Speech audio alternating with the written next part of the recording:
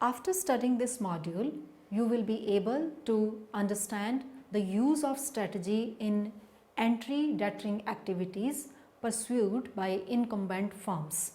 Especially, you will learn a theoretical model of entry deterrence through capacity expansion, accommodation and blockaded entry, commitment and optimality, and other strategies for deterrence.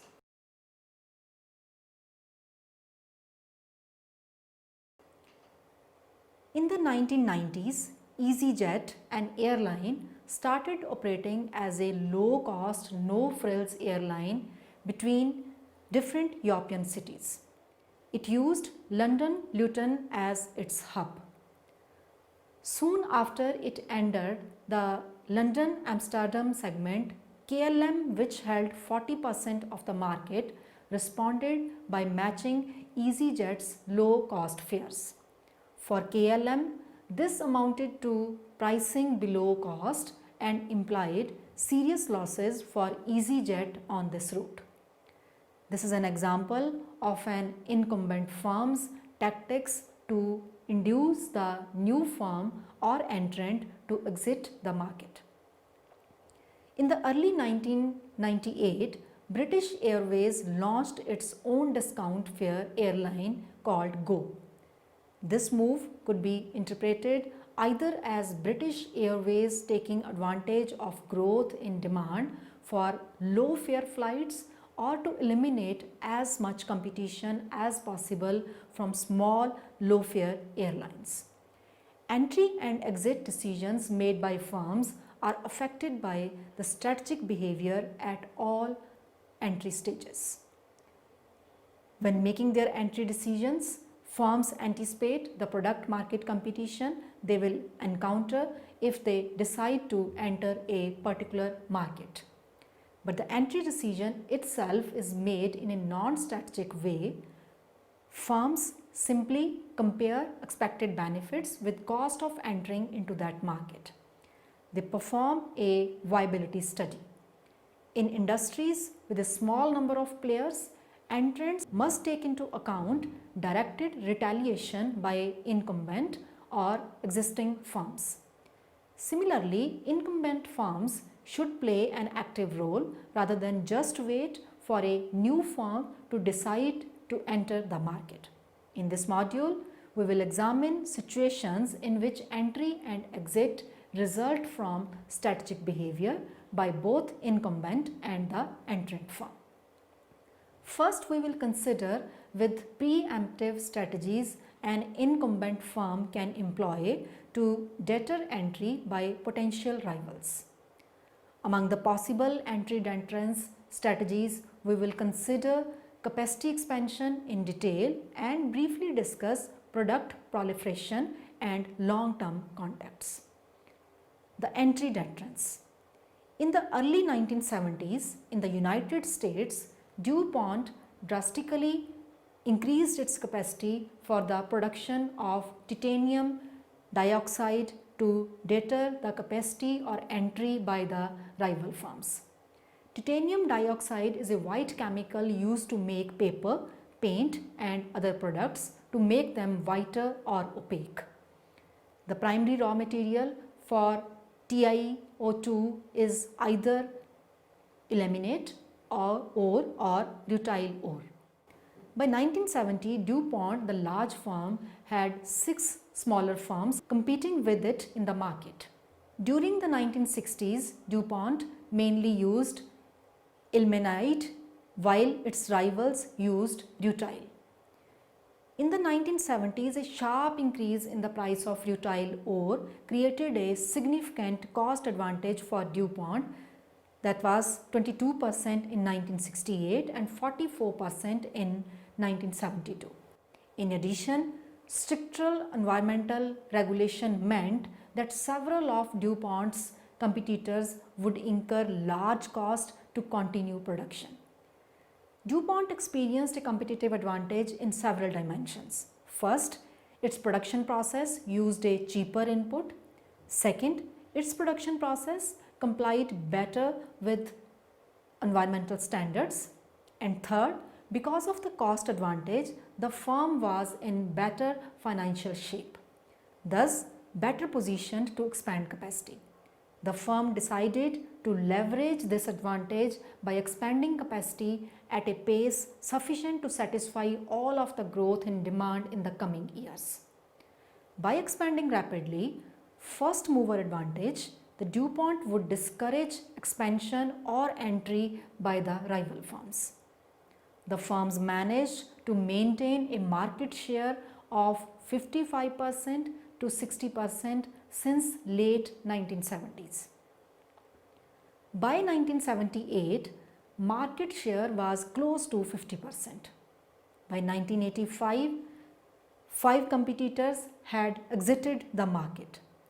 3 of these firms had been acquired, 1 had stopped operating altogether, and 1 had shut down its plant in the US. These facts point to the materialization of DuPont's first mover advantage. So let us discuss about the theoretical model.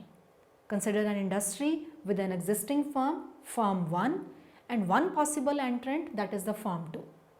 Firm 2 must decide whether or not to enter, and in case it enters, how much to produce.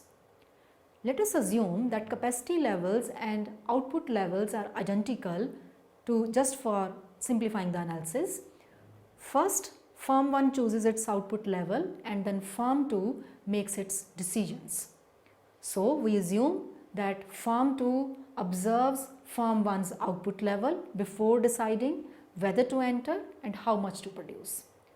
Once both output levels have been chosen, just like in the Kunna model, price is determined as a function of total output.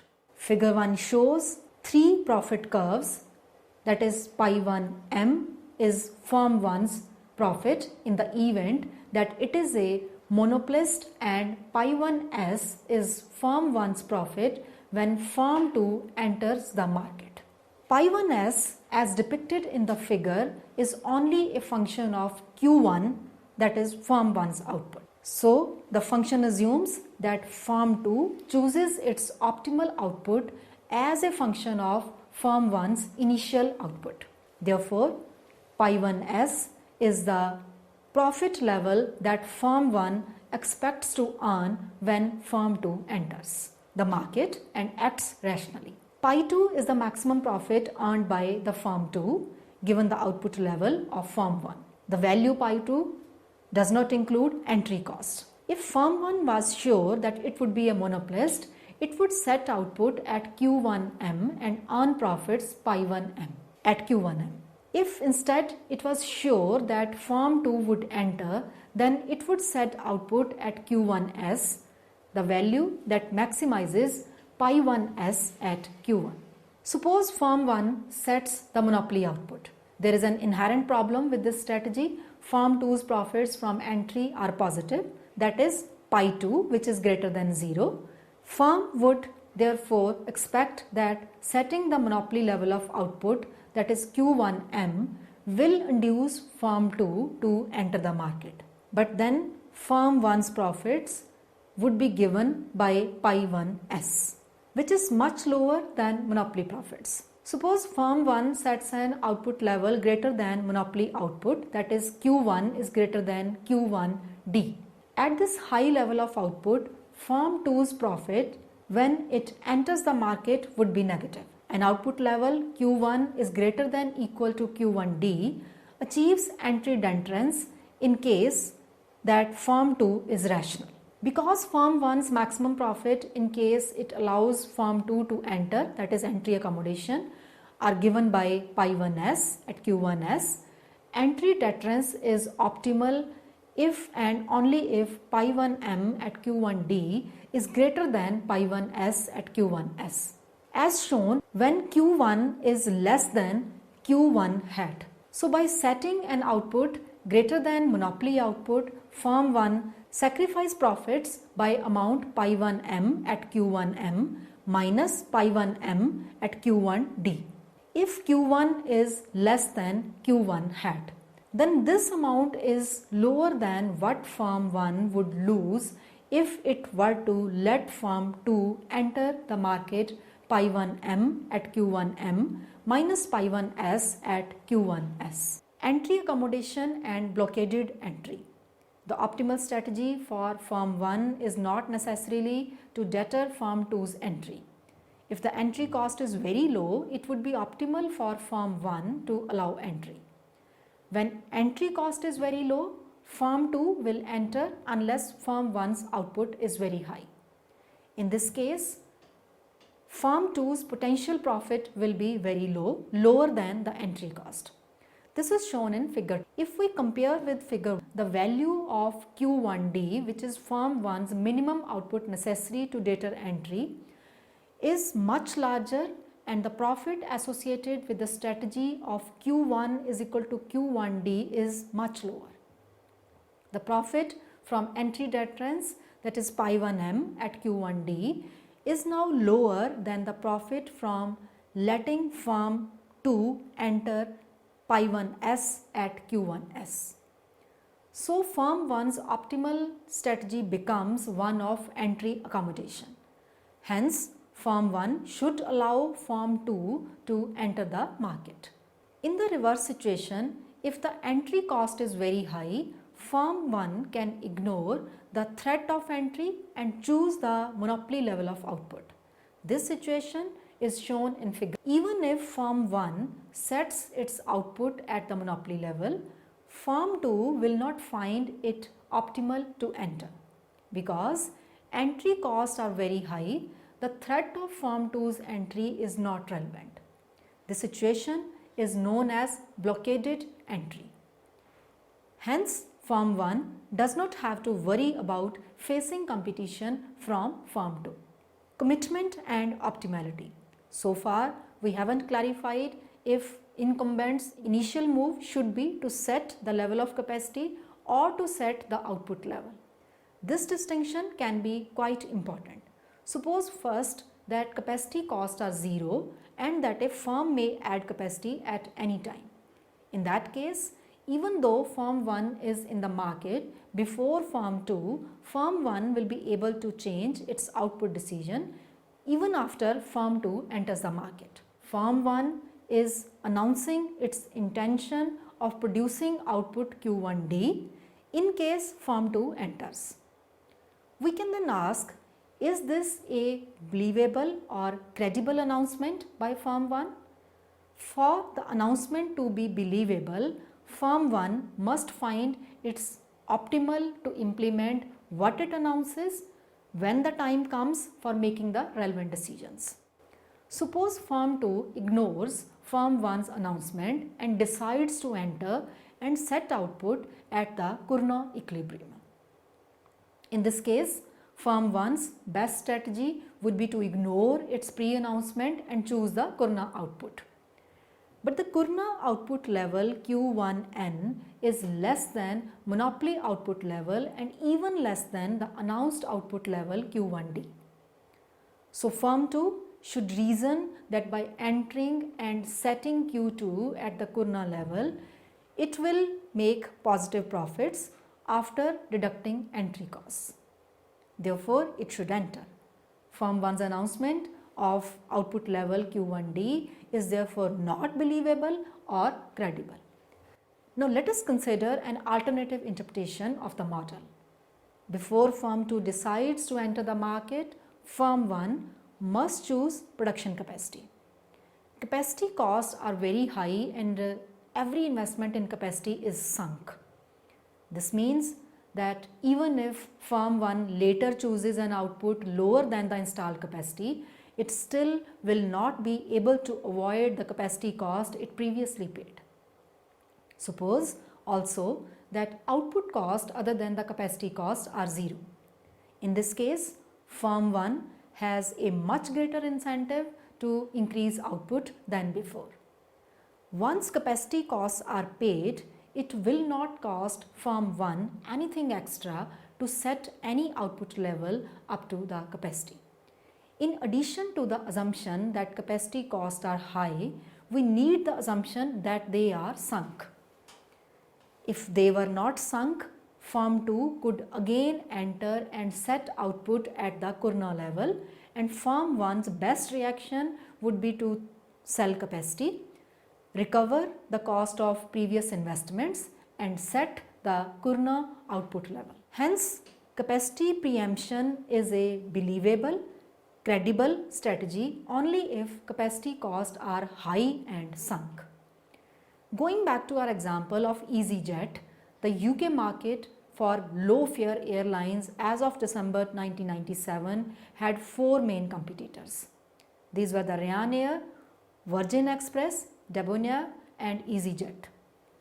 In the third quarter of 1997, Ryanair owned 20 aircraft, Virgin Express 16, Debonair 6 and EasyJet 5.